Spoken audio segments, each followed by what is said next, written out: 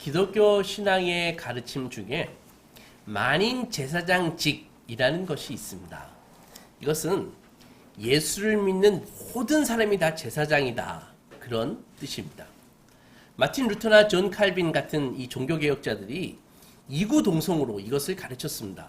그들이 먼저 이 만인 제사장이라는 이 교리를 가르친 이유는 중세 카톨릭 교회의 잘못된 성경 해석 때문이었습니다.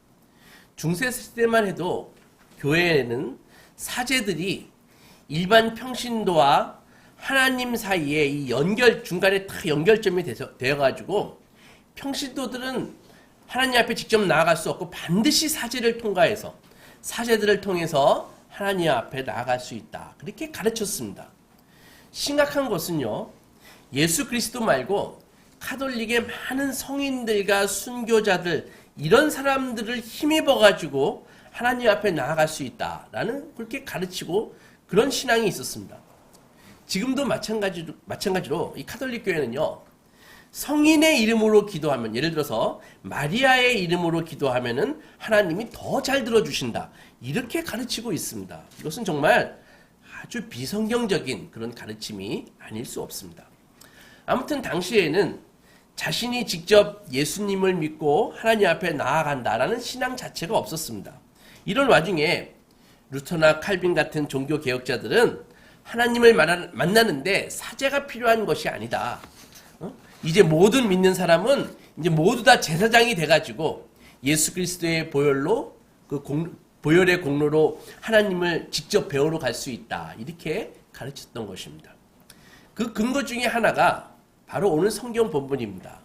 사도 베드로는요, 너희는 택하신 족속이요 왕같은 제사장들이다 라고 아주 분명하게 못 받고 있습니다. 그럼 여기서 이 왕같은 제사장이라는 말이 나오는데 그게 무슨 말일까요? 사실 옛날에 제사장은 제사장이지 왕이 아니었습니다. 그러니까 여기에 나오는 이 왕같은 제사장이라고 하는 이 의미는 한 사람이 제사장의 직분과 왕의 직분을 동시에 수행한다라는 당시 사람들에게는 없던 아주 독특한 말씀이었습니다.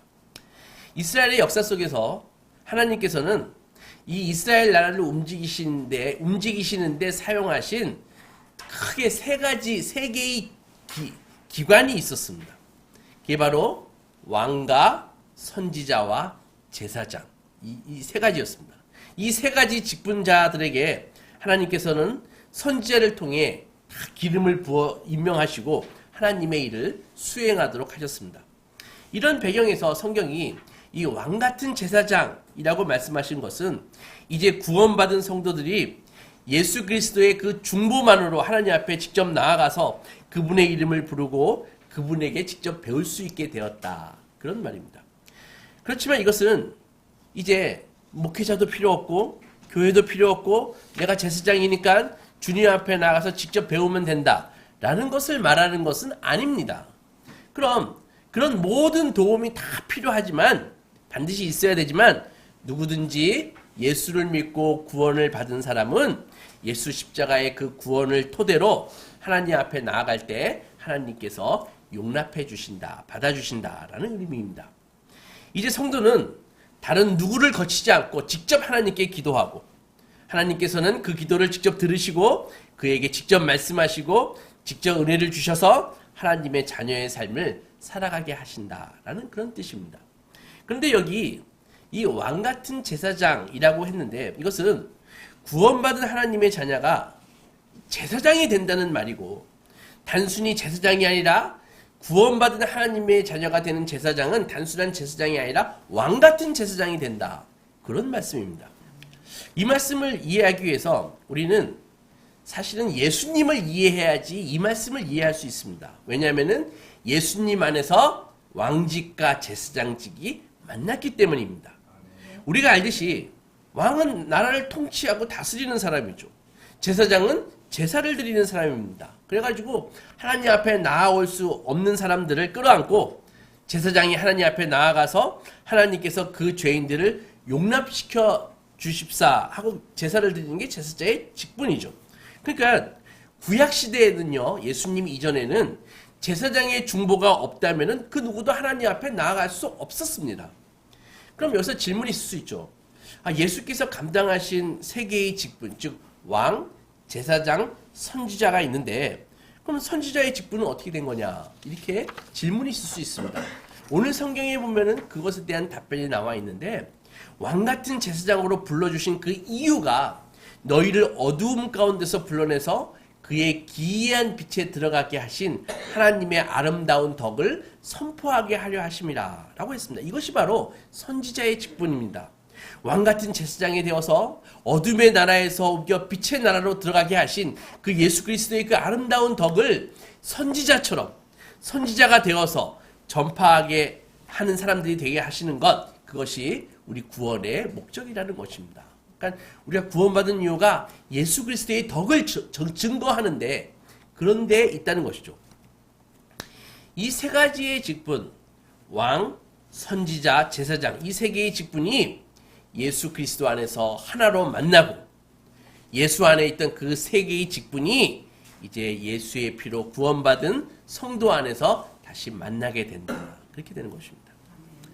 오늘은 이 삼직 중에 특별히 이 제사장직에 대해서 한번 말씀드리겠습니다. 오늘 우리가 읽은 마태복음을 보면은 예수께서 십자가에서 못 박혀 죽으시는 그 순간에 숨을 바로 거두시는 바로 그 순간에 놀라운 일이 성전에서 일어났습니다. 예수님 당시 예루살렘 성전은요, 헤롯 왕이 지은 성전이죠. 사실은 정치적인 목적으로 지은 성전입니다. 이 헤롯이 지은 성전인데 그 헤롯이 지은 성전 이전에는 스룹바벨이 포로기 때 지은 스룹바벨 성전이 있었고 그 이전에는 솔로몬 성전이 있었고 그 이전에는 출애굽해서 광야에서 지은 성막이 있었다고요.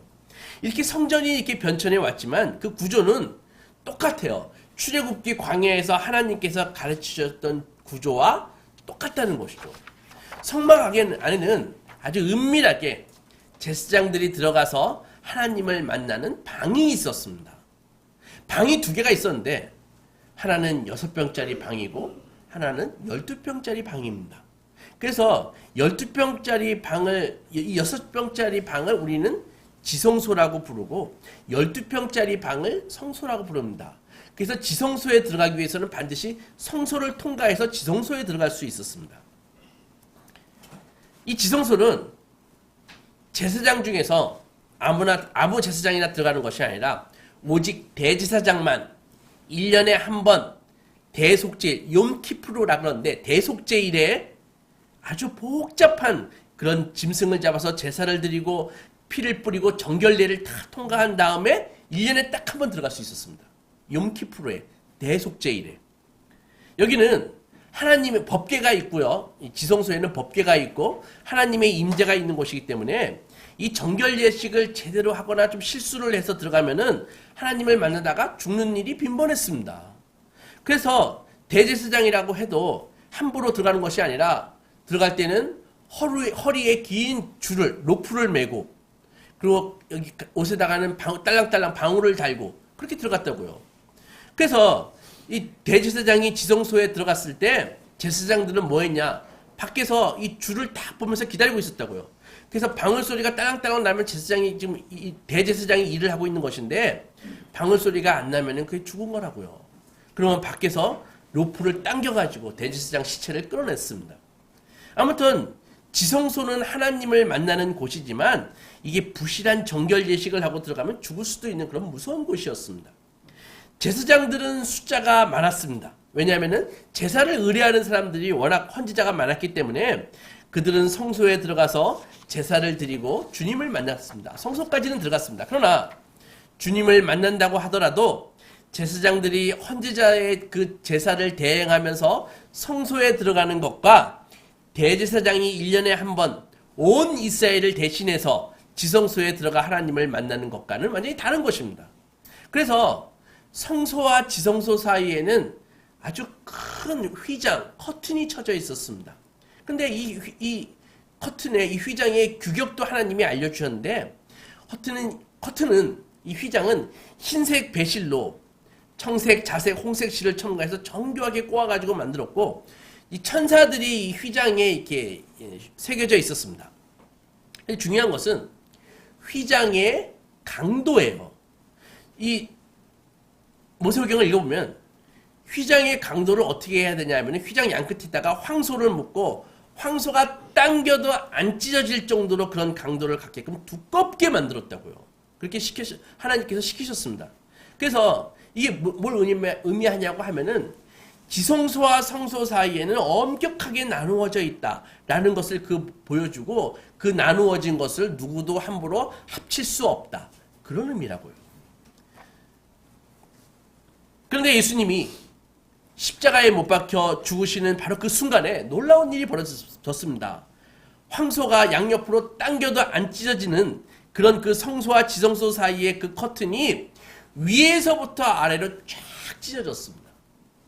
예수님이 딱 죽으시는 그 순간에 아래로부터 위로 찢어진 것이 아니라 위에서부터 아래로 그 휘장이 쫙 찢어졌다고요. 이것은 예수께서 직접 개입하셔서 성소와 지성소를 가로막고 있었던 휘장을 위에서부터 아래로 찢으신 것을 찢으셔 놓으셨다라는 것입니다. 그러니까 이 사건은 예수님의 죽으심과 관계가 있다는 것입니다. 예수께서 죽으시는 그 순간에 성소에서는 휘장이 위에서부터 아래로 쫙 갈라지게 되었습니다. 이 사건의 메시지가 뭐예요? 바로 이제는 이 지성소와 성소 사이의 구분이 없어졌다는 것입니다. 그래서 성소에 들어간 제사장이라면 누구라도 이제는 지성소까지 들어가서 하나님을 만날 수 있게 되었다. 그런 말씀입니다. 더 이상 이제는 대제사장이 필요 없습니다. 제사장이라면 누구든지 지성소까지 들어가서 하나님을 만나게 되었습니다. 그렇게 될 수 있도록 하나님께서 허락하신 것인데 바로 예수 그리스도의 죽으심과 이게 관련이 있다는 것입니다. 예수 십자가의 더 깊은 의미는 우리가 죄를 지어서 하나님에게 입혀드린 그 모든 손해를 예수께서 대신 희생하심으로써 갚으셨습니다. 이 일을 위해 예수께서는 율법 아래 태어나시고 우리의 죄를 당신 스스로 짊어지셨습니다. 아담의 범죄 이후에 돌이킬 수 없는 죄가 들어와 그 이후에 이 천상에서는요, 성자, 성부, 성령 이 세 분 하나님께서 회의를 하셨습니다. 그것을 평화의 의논이라고 그러는데 성부 하나님께서는 아들을 세상에 내려보내시기 전에 그 회의에서 이제 결정이 난 것이죠. 아들을 세상에 보내시기 전에 언약하시기를 성자 예수님이 우리 모든 죄를 위해 대신 십자가를 지고 죽으실 때 십자가를 감당할 수 있는 능력과 은혜를 성부 하나님께서는 성자께 주실 것이고 사흘 후에 성자 예수님 그리스도를 부활시켜서 온 우주를 다스리시는 왕권을 맡기시고 친히 교회의 머리가 되게 하시기로 작정하셨습니다. 그 평화의 의논이 있은 후에 성자 예수께서 성육신 하셔서 우리 모든 인간들의 죄를 한 몸에 짊어지셨죠. 성자께서 사람의 몸을 입지 않으시면은 죽으실 수 없잖아요. 그래서 우리의 죄로 말미암아 하나님께 입힌 그 불명예와 손해를 갚으실 수 없었기에 율법의 형벌에 따라 우리 죄의 대가로 십자가 지시기 위해 성자께서 사람의 몸을 입으시고 이 세상에 오신 것입니다. 예수께서 십자가 지실 때 하나님의 큰 진노가 그 십자가 위에 임했고 결국 하나님의 유일하신 아들 성자께서 나의 하나님 어찌하여 나를 버리셨나이까 라고 절규하지 않을 수 없을 정도로 큰 고난을 받으셨습니다. 십자가 위에서 성자께서 우리의 모든 더러운 죄를 다 짊어지시고 형벌을 받으셨습니다. 그러면 한 가지 의문이 들 수 있습니다. 성부께서는 실제로 성자 예수님을 십자가 위에서 증오하셨을까? 당신의 아들이신데 미워하셨을까? 라는 의문입니다. 이것은 이렇게 생각할 수 있습니다. 예수께서 십자가를 지시고 우리의 죄를 짊어지실 때 하나님의 눈에는 당신의 아들 성자 예수가 보인 것이 아니라 예수께서 짊어지신 우리의 수많은 죄가 보이신 것입니다. 하나님께서는 우리의 죄에 대한 죄에 대한 재물을 심판하신 것입니다. 예수께서 재물이 되셔서 우리들이 지은 죄를 짊어지셨기 때문에 가장 흉악한 죄를 지은 죄인들이 당해야 하는 그 형벌을 한 몸에 다 받으셨습니다. 그러나 그때에도 성자를 향한 성부의 사랑은 그치지 않았습니다. 어거스틴도 성자 예수를 성부께서 우리의 죄 때문에 형벌하시는 그 가운데서도 여전히 아들을 사랑하셨다라고 그렇게 이야기했습니다. 마찬가지로 우리가 잊지 말아야 될 것이 바로 이것입니다. 예수 십자가의 공로로 하나님의 자녀가 된 우리는 하나님께서 때때로 우리를 징벌하시는 것 같고 견책하시는 것 같아도 사실은 여전히 구원받은 우리를 향한 하나님의 사랑은 계속된다라는 말씀입니다. 십자가의 또 다른 의미는 예수의 죽음은 우리에게 감동을 주시기 위해서 죽으신 것이 아니라 우리의 죄 때문에 그 손해를 보신 하나님의 마음을 어루만지기 위해서 죽으신 것입니다. 죄 가운데 태어나서 죄 가운데 살고 있는 인간은 사실은요, 하나님의 그 거룩, 하나님의 공의, 영광 이런 것을 온전히 이해할 수 없습니다. 우리의 죄가 하나님에게 얼마나 큰 손상을 입힌 것인지에 대한 그런 개념을 갖기도 사실은 불가능합니다. 성부께서 공의로우신 성품에서 오는 모든 진노를 십자가 위에 정당한 심판을 하시자 하나님의 마음은 풀어지게 되셨고 예수 그리스도의 순종에 대해서 깊은 감동을 받으셨습니다. 그리고 우리를 향한 하나님의 사랑도 이제는 새롭게 나타나게 되었습니다. 이제 예수 그리스도의 십자가의 죽음을 통해 하나님 앞에 우리는 구원을 얻고 용서를 받을 수 있는 길이 활짝 열리게 된 것입니다. 이제 누구든지 예수께서 자기의 죄를 짊어지시고 십자가에 못 박혀 죽으신 것을 믿고 구원을 얻기만 하면 하나님께서 그를 이제는 왕같은 제사장으로 삼아주십니다. 왕이 누구입니까? 왕은 권세를 가지고 나라를 통치하는 사람이 왕이죠. 그러니까 왕이라는 말 속에는 그런 놀라운 위엄과 권세가 들어가 있는 것입니다. 바로 성도에게 이런 왕같은 위엄과 권능을, 능력을 주신다는 것입니다. 그럼 잘 생각해 보십시오. 왕이 위엄과 능력을 가지고 통치할 수 있기 위해서는 혈통만 왕의 자손임을 그런 걸 내세워서는 안 되는 것입니다. 그러니까 그것도 중요하지만 그것만 가지고는 통치할 수 없다는 것이죠. 우리 아빠가 왕이다. 그것만 가지고는 내가 통치할 수 없는 것입니다. 중국의 청나라 마지막 황제가 누군지 아십니까? 아이신기오로 푸이라는 사람입니다. 서구 열강들에 의해서 청나라가 완전히 망하고 푸이는 청의 부활을 꿈꾸면서 일본에게 아부를 합니다. 그래서 일본의 꼭두각시가 돼가지고 일본이 잠시 만주에 만주국이라는 나라를 세웠거든요. 거기에 왕이 됩니다. 근데 일본도 곧 패망해가지고 만주국도 동시에 망하고 공산정권이 들어섰잖아요. 내전을 통해가지고 장개석이 쫓겨나고. 그래서 공산주의 치하에서도 그 청나라 황제가 살고 있었습니다. 다만 평민으로 강등돼가지고 정원사가 돼가지고 살다가 죽었습니다. 그러니까 황제에서 그 사람은 정말 파란만장한 사람이죠. 황제였다가 나중엔 평민 정원사가 되어버렸습니다.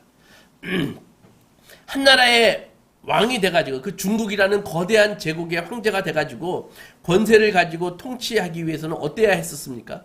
사실은 영토가 있고 백성이 있어야 됐지만 그것과 함께 왕을 따르는 군사력이 있어야죠. 그죠? 쉽게 말해 왕 자신 앞에 권력과 그것을 유지할 수 있는 또 재물도 있어야죠. 그래야지 나라를 정상적으로 다스릴 거 아닙니까? 이렇게 나라를 다스리고 통치할 수 있기 위해서는 반드시 그런 자원이 필요하다는 것입니다. 하나님께서 우리의 죄를 용서하시고 구원만 해주신 것이 아니라 이제 왕으로서 이 세상을 다스리시고 통치할 수 있는 놀라운 자원을 주시는 것입니다. 그런데 잘 들어보십시오. 만약에 하나님께서 그 하나님의 나라가 하나님께서 건설하시고자 하는 나라가 이 미국이나 중국이나 북한과 같은 이런 세상 나라였다고 할 것 같으면 우리에게 그 나라들을 능가할 수 있는 군사력을 주셔야죠. 그죠? 경제력을 많이 주셔야죠. 그렇지 않습니까? 그래야 그런 나라들 틈바구니에서 나라를 유지하고 통치할 수 있기 때문입니다.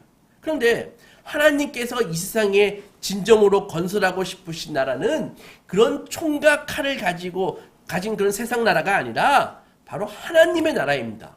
그러면 하나님의 나라가 어떤 나라인가? 구한말 전라북도 금산에 조덕삼이라고 하는 아주 부자가 살고 있었습니다. 금산에서 손꼽히는 그런 유지였죠. 구한말에는요, 서양에서 선교사들이 조선으로 몰려와서 복음을 전하고 교회를 세우는 일이 많았고, 이 정치는 완전히 망했죠. 망해가지고 조선은 망해갔지만 반면에 하나님의 복음은 아주 힘있게 증거됐었습니다. 이 전라도 금산에도 금산교회가 세워지고 조덕삼이라는 부자도 복음을 듣고 회심하고 성도가 되었습니다. 조덕삼은 부자니까 노비들이 많았어요. 그 중에 주로 자신의 말을 끌던 이 이자익이 마부 이자익이라는 사람이 있는데 저 사람이 예수 잘 믿을 것 같아가지고 조덕삼이 이자익에게 자기 노비니까 복음을 전했습니다. 근데 이 이자익도 복음을 받아들이고 신실한 성도가 되었습니다. 그래서 이 양반인 주인 조덕삼, 마부 이자익 이들 모두 하나님의 일에 충성하고 교회에서 일꾼이 되었습니다. 한 교회에 다니는 것입니다. 문제는 교회가 이제 부흥해가지고 장로를 세우기로 했는데 장로 티오가 딱 한 명이었다고요. 그래서 이제 투표로 하자, 뽑기로 하고 투표를 했는데 얄궂게도 이 조덕삼이 아니라 마부인 이자익이 장로로 뽑히게 되어버렸습니다. 순간 교회가 막 술렁술렁 거렸죠. 야, 이게 어떻게 해야 되냐? 완전히 이거 계급이 거꾸로 된 거 아니냐? 당신은 아직도 이 반상의 법도가 지엄한 그런 조선 말기였습니다. 그러나 조덕삼은요, 교회 앞에서 나는 투표 결과를 받아들일 것이고 자신은 이자익을 장로로 교회 지도자로 섬길 것입니다. 그렇게 약속을 했습니다. 그런 그의 약속처럼 조덕삼은 그 이자익 장로를 교회의 리더로 섬겼고요. 나중에 자신의 그 사비를 털어가지고 이자익을 평양신학교에 입학시켰습니다. 그래서 주의 종으로 만들었습니다. 놀라운 점은요, 이자익이 목사 안수를 받자마자 자신이 주도해서 이자익을 우리 금산교회의 담임 목사로 청빙했다고 합니다. 바로 이것입니다. 이것이 하나님 나라의 모습이라는 것이죠. 보십시오. 세상 나라는 물질과 권력으로부터, 계급으로부터 나오는 나라지만 하나님의 나라는 하나님의 은혜로부터 나오는 나라입니다. 아멘. 주님께서는 그런 나라의 왕으로 우리를 세우셨습니다. 그러니까 우리가 비록 우리가 돈도 없고 가난하고 하찮은 것 같고 나이 많고 연약한 것 같지만 구원받은 이유로 하나님께서 당신의 나라를 건설하시고 다스릴 수 있는 그런 왕같은 직분과 그 통치를 수행할 수 있는 자원을 주신 것입니다. 그 자원이 무엇입니까? 바로 은혜죠. 한 가지 더 말씀드리면 예전 이야기인데 예수 믿는 어떤 나이가 좀 지긋한 자매가 생활이 힘들어서 서울의 가사도우미로 갔습니다. 그 가사도우미를 처음 하니까 이 서툰 면이 없잖아 있었습니다. 그런데 그 주인 여자가 얼마나 까다로운지 그 자매가 일하는 것이 영 마음에 안 들었습니다. 그래서 막 인상을 쓰고 싫은 티를 냈죠. 그래도 기도하면서 열심히 일을 했습니다. 근데 그 여자가 주인 여자가 돈이 좀 있고 하니까 뭐 가사도우미를 대단하게 생각했겠습니까? 곧 엄청 잔소리를 막 하게 됐습니다. 왜 이렇게 동작이 뜨냐 느리냐 사람이 좀 부지런해야지. 용역회사는 왜 이런 사람을 보냈냐 하면서 있는 데서 다 들으라고 막 불평을 늘어놓았습니다. 그거 다 들으면서 꾹 참고 일을 했습니다. 그런데 그 여자가 돈은 많은데 사실은 매우 인생이 공고했습니다. 남편은 자꾸 밖으로 나돌고 자녀들도 엄마와 말을 섞기도 싫어했습니다. 하루는 이 믿음의 자매가 걸레질을 하고 있는데 그 여자가 차나 한잔 합시다 이러는 거예요.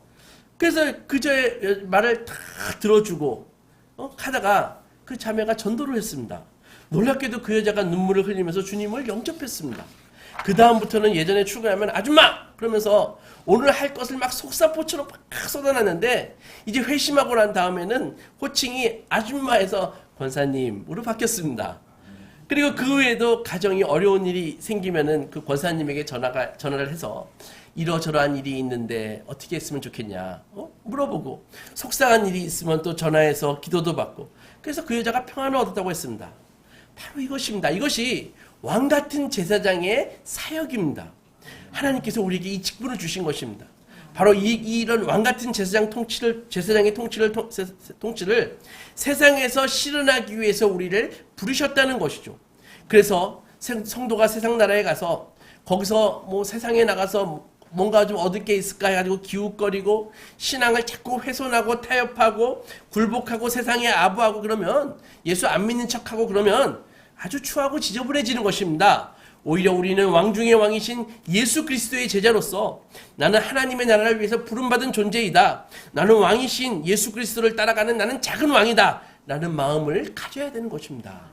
그럼 이제 어떻게 해야 할까요? 왕은 나라를 다스려야 되는데 그러기 위해서 무엇을 해야 됩니까?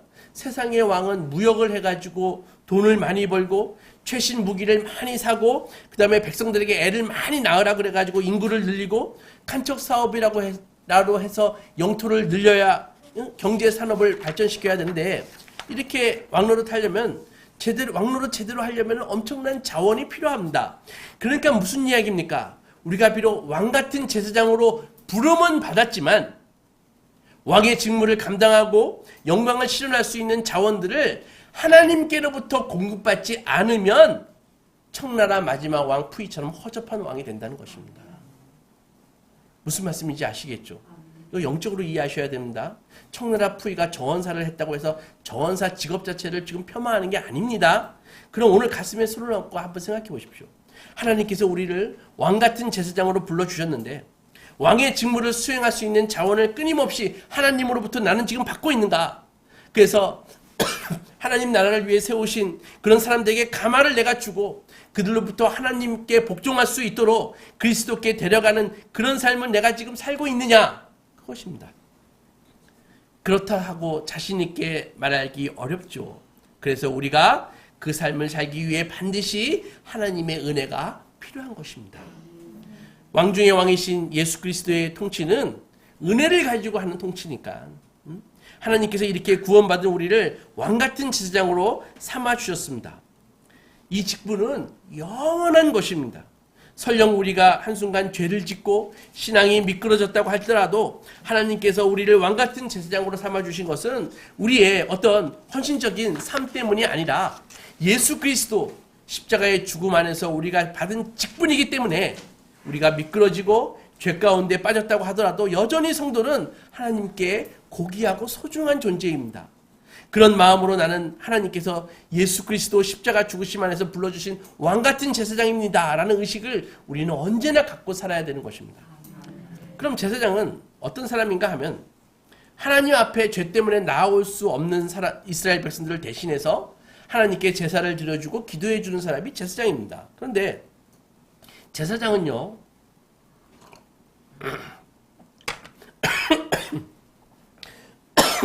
이 일을 감당하기 위해 에봇이라고 하는 특별한 옷을 입었습니다. 에봇은 대제사장이 입는 조끼 비슷한 그런 옷입니다. 에봇은 청색, 자색, 홍색 실과 흰색 가는 배실로 정교하게 짜여졌고 하나님의 영광과 거룩함을 상징합니다. 에봇의 어깨 부분에 호마노라고 하는 그런 보석 2개가 달려 있었고 그 위에 12지파의 이름이 각각 6개씩 씌어진 그 보석, 호마노 보석을 양쪽에 다 견장으로 이렇게 견착하고 가슴에도 흉패가 있어가지고 거기에 12개의 보석이 딱 박혀 있습니다. 이 12개는 물론 이스라엘 12지파를 상징하는 것이죠. 그래서 대제사장이 이스라엘 전체를 가슴에 품고 하나님께 나아감을 의미합니다. 대제사장은 하나님을 만나기 위해 성소에 들어갈 때 반드시 이 에봇을 입고 들어가야 했습니다. 하나님께서 그렇게 하신 이유가 뭘까요? 제사장이 하나님을 만나기 위해 성소에 들어가는 것은 그건 개인적으로 들어가는 것이 아니라 바로 모든 이스라엘 백성들을 대신해서 정확하게 말해 모든 이스라엘 백성을 자신의 품에 품고 이 가슴에 품고 하나님을 뵈러가는 것입니다. 그래서 자신이 하나님을 만나는 가운데 온 이스라엘도 이제 같이 하나님을 만나는 것이죠. 그래서 기독교 신앙의 이 만인 제사장직이라고 하는 것은 예수 믿는 성도를 무슨 추켜 세우기 위한 교리가 아니라 성도의 거룩한 본분을 일깨워주는 그런 가르침입니다. 이제 우리는 하나님을 만나기 위해 성소에 들어갈 필요가 없습니다. 예배당이 성소 아닙니까? 라고 물을 수 있지만 예배당 성소 아닙니다. 성소와 지성소의 휘장은 예수 그리스도의 그 십자가의 죽으심 이후로 찢어졌습니다. 이제 참다운 성소는 어떤 특정한 장소가 아니라 하나님을 만나는 곳 어디가 다 성소라는 것입니다. 이제는 말씀이 거룩하고 성령 하나님의 은혜가 거룩하고 세우신 제도들이 거룩한 것이지 어떤 특정한 장소가 거룩한 것이 아닙니다. 사랑하는 소망교회 성도 여러분, 우리의 영원한 제사장 되신 예수 그리스도께서 제자된 우리에게 당신이 입고 계셨던 그 영적인 에봇을 입혀주시면서 말씀하셨습니다. 이제 너희가 왕같은 제사장이다. 옛날 제사장은 제사드리러 성소에 들어갈 때만 에봇을 입었지만 이제 우리는 항상 언제나 그 에봇을 입고 있어야 됩니다. 그래서 나를 만나는 모든 사람들을 끌어안고 그 사람들을 대신해서 하나님을 만나러 가는 제사장으로 하나님 앞에 나가야 됩니다. 옛날의 제사장은 자기를 드리지 않고 짐승을 죽여가지고 제사를 드렸지만 영원한 대제사장 되신 예수 그리스도는 자기 자신을 제물로 드려서 우리를 중보하셨습니다. 마찬가지로 이제 우리도 우리 자신을 죽여서 성도를 중보해야 되는 것입니다. 아멘. 영원한 대제사장 되신 예수께서 당신 자신의 몸을 제물 삼아서 하나님께 바쳐 우리를 구원해 주셨던 것처럼 구원받은 우리도 똑같이 산제사를 아직 구원받지 못한 나의 가족과 나의 이웃과 백성들을 위해 드려야 되는 것입니다. 그들을 위해 대신 제사를 드리되 짐승을 드려서 드리는 것이 아니라 제자된 우리는 예수님처럼 우리 자신을 제물로 드려서 하나님 앞에 제사를 드리는 것입니다. 그들을 위해 내가 죽고 내가 헌신하고 내가 희생하는 삶을 사는 것입니다. 제사장의 목적은 사람들에게 떡 나눠주고 돈 주는 데 있는 것이 아니라 하나님 앞에 사람들의 죄를 용서받게 해서 하나님과의 끊어진 관계를 다시 맺게 해주는 것입니다. 왜 우리의 사랑하는 가족들이 아직 하나님께로 돌아오고 있지 않습니까? 우리 가족들이 너무 강팍해서 그렇게 생각하면 안 되는 것입니다. 우리가 제사장의 직분을 제대로 감당하지 않기 때문입니다. 우리 자신이 제물이 되지 않기 때문입니다. 우리들이 가족을 끌어안고 예수께서 겟세마네 동산에서 기도하셨던 것처럼 우리 자신을 제물로 하나님 앞에 바치는 희생을 그 기도를 하지 않기 때문입니다. 그러니까 가정의 복음화가 진전이 안 되는 것입니다. 내 주위에 아직 주님을 모르는 수많은 사람들, 그래서 여전히 죄 가운데 죽어가고 창조의 목적과는 전혀 관계없이 살아가는 수많은 사람들 한번 보십시오. 그들의 영혼은 우리를 향해 소리치고 있습니다. 내 영혼을 위해서 제사장의 직분을 감당해 주십시오. 우리는 그 사람들의 제사장으로 부름받은 존재입니다. 제사장 된 우리는 그 죽어가는 영혼의 외침을 들을 수 있어야 됩니다. 진실한 제사장은 하나님께 돌아오지 않고 있는 많은 가족과 이웃들을 위해 흘리는 눈물이 있습니다. 그것이 예수의 제자된 우리가 져야 할 십자가입니다. 오늘도 주님께서 우리에게 영적인 에봇을 입혀주시면서 기쁨으로 영광스러운 제사장의 옷을 입으라고 말씀하십니다. 우리 그것을 입으셔야 될 것입니다. 그 에봇은 천사도 부러워하는 에봇입니다. 그 옷을 입고 죽어가는 영혼에게 가서 그들을 중보하십시오.